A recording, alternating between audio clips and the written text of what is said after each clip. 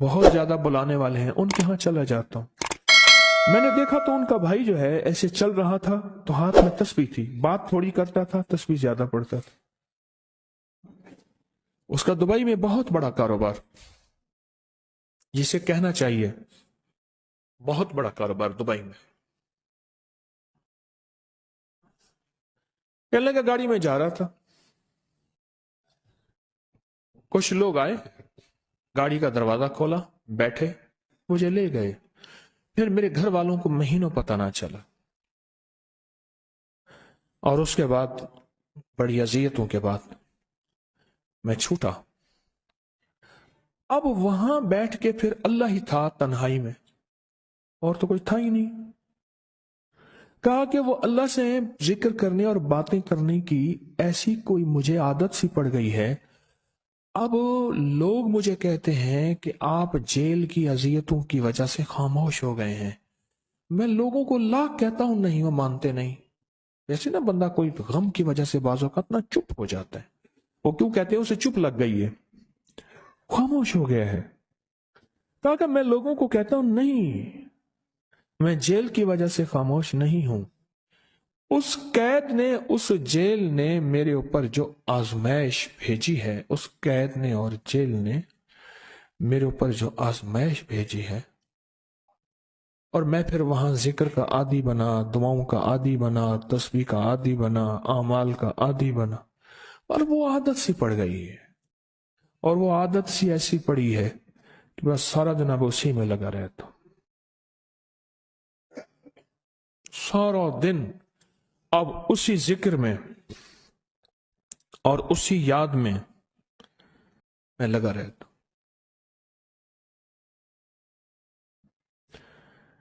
کہیں ایسا نہ ہو ہم بھی اگر ذکر سے غافل ہوئے، تسبیح سے غافل ہوئے، خدا نہ خواستہ ایسی آزمائش آ جائے، اور پھر ہم ذکر اور تسبیح اور اعمال کے عادی بن جائیں، اللہ سے عافیت مانگے۔ اور اگر ہماری زبانوں پہ تسبیح ذکر آ گیا ہے عافیت کے دنوں میں، تو سمجھ لیں یہ اس کی عطا ہے، یہ اس کی نعمت ہے، یہ اس کی کریمی ہے، یہ اس کا فضل ہے۔ اس نے بہت بڑی آزمائش سے پہلے ہمارے اوپر اتنا کرم کر دیا، اس کا بہت بڑا کرم ہے۔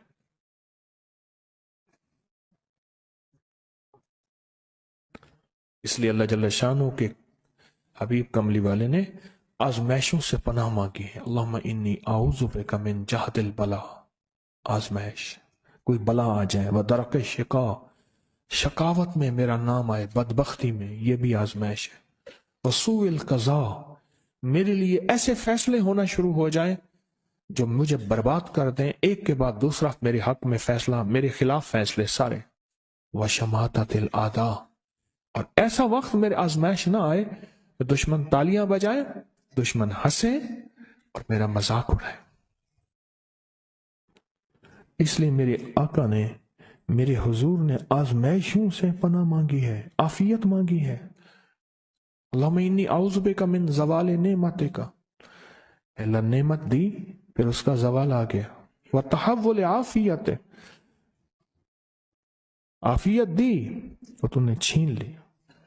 اللہم انی اعوذ بک من زوال نعمتک وتحول عافیتک وفجاءت نقمتک وجمیع سخطک، اے اللہ کو میرے اوپر ایسے حملے ہوں اور سختیاں میرے اوپر شروع ہوں، مولا میں اس سے پناہ مانگتا ہوں۔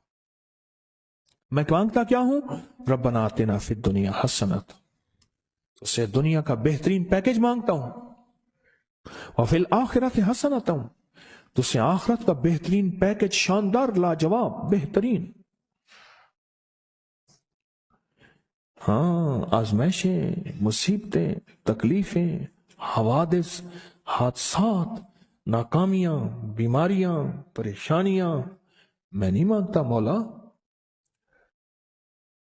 اللہم انی اعوذ بک من الہم والحزن، ہم کہتے ہیں ٹینشن کو، انزائٹی کو، اسٹریس کو، ڈپریشن کو، اندر غم ہے باہر پتہ ہی نہیں، اس کو ہم کہتے ہیں۔ اور حزن کہتے ہیں جس پہ ہائے ہائے ہو۔ اے اللہ میں تجھ سے اندر کا دکھ جو مجھے دیمک کی طرح کھائے، اور باہر کا دکھ جو مجھے تڑپائے، اندر کا دکھ کھائے اور باہر کا دکھ تڑپائے، اے اللہ میں اس سے پناہ مانگتا ہوں۔ ہم والحزن، عجز والکسل، ایسا کہ میں عاجز ہو جاؤں یا میرے پر سستی غالب ہو جائے۔ کتنے لوگ ایسے ہیں ان کے اوپر سستی غالب ہے، بہت بڑی مصیبت ہے زندگی کی۔ میری آقا کملی والے نے اس سے پناہ مانگی، اللہ کے حبیب میرے آقا نے آزمائشوں سے پناہ مانگی ہے۔ اللہم انی اعوذ بک من الفقر والکفر، اے میرا مولا مجھے کفر سے اور فقر سے بچا۔ فقر ایسا، غربت ایسی آئے کہ میرے ذہن میں ہر وقت لوگوں کی جیبوں پہ نظر ہو، ہر وقت لوگوں کی جیبوں پہ نظر ہو۔ یہ دو وقت میں ہوتا ہے، ذہن نشین رکھیے گا۔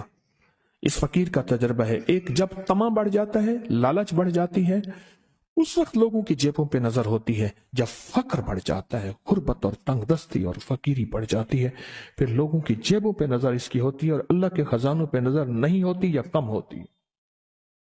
اے میرا مولا مجھے فقر سے بچا اور کفر سے بچا، کہ ایسا وقت نہ آئے میں اپنا دین بیچ بیٹھوں، اپنا ایمان بیچ بیٹھوں۔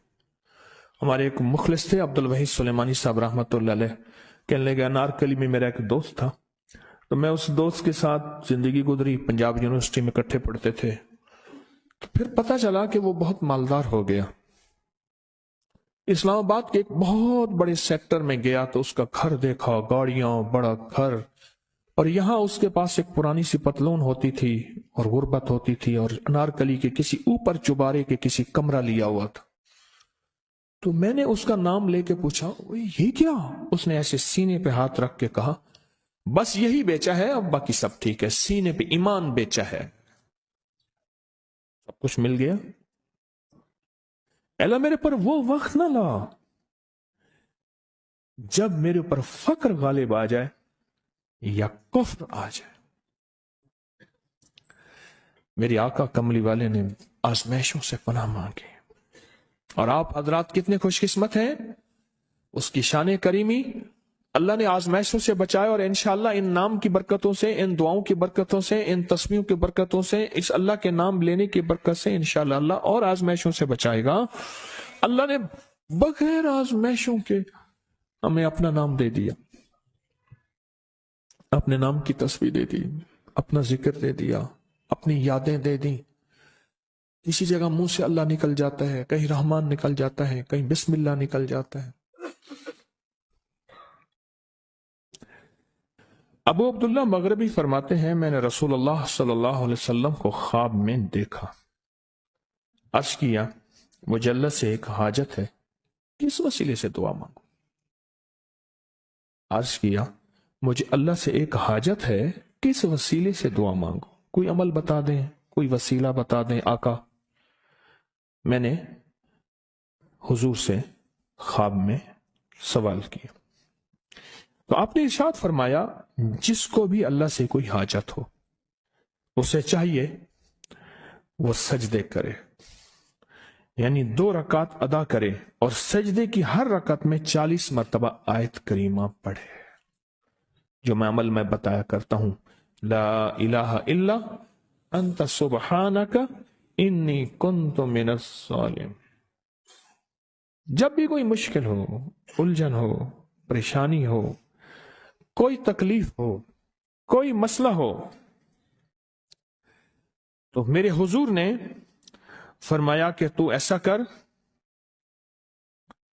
تو ایسا کر، تو کیا کر، تو نفل پڑھ، ہر رکعت میں سبحان ربی الاعلیٰ کے بعد 40 مرتبہ آیت کریمہ پڑھ، اور پڑھ ایسے ڈوب ڈوب کے، مانگ مانگ کے، گڑ گڑا کے، بھکاری محتاج سائل اور منگتا بن کے پڑھ۔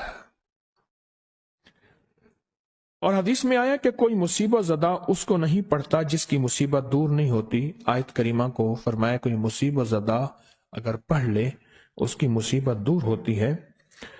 اور ایک اور حدیث میں ہے کہ کبھی ایسا نہیں ہوا کہ کسی مسلمان آدمی نے کسی چیز کے لیے اسے پڑھا ہو اور اس کی دعا قبول نہ ہوئی ہو، اور اس کو ترمذی اور نسائی نے روایت کیا ہے۔ میرے آقا فرماتے ہیں کہ میں جب شب معراج میں میرا ایک شخص پر گزر ہوا جو نور عرش میں چھپا ہوا تھا، عرش کے نور میں اتنا ڈوبا ہوا تھا، خود چھپا ہوا تھا عرش کے نور میں۔ میں نے پوچھا یہ کون ہے؟ یا کوئی فرشتہ ہے؟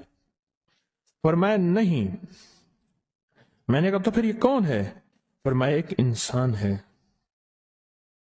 جب دنیا میں تھا تو یاد خدا اسے اس کی زبان پر تر و تازہ رہتی تھی، اس کا دل مسجد میں لگا رہتا تھا، آج اللہ کے حضور یہ نور عرش کے نور میں اتنا ڈوبا ہے کہ خود چھپ گیا۔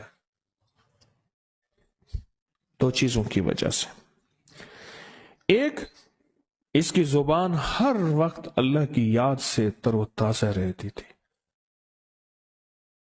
جو دم غافل سو دم کافر، میں نے مرشد سبق پڑھایا ہو۔ حضور کہتے ہیں میں مرشد کے پاس گیا، میں نے کہا حضرت کو نصیحت فرما دیں۔ فرمایا میری نصیحت یہی ہے، جس دم غافل ہوگا سمجھ لے وہ دم تیرا کافر ہے۔